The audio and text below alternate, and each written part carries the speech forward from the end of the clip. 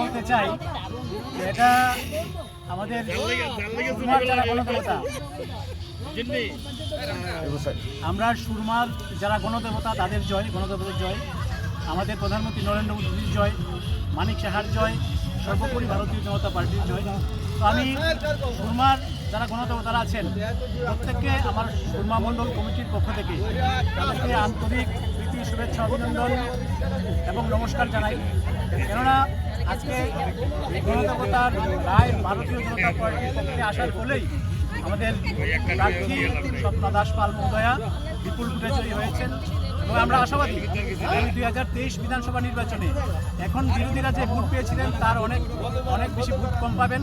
আমাদের ভারতীয় জনতা পার্টির যিনি প্রার্থী হবেন, আমরা ভারতীয় জনতা পার্টির বিপুল ভোটে আবার 2023-এ জয়লাভ করবে সুরমা বিধানসভায়।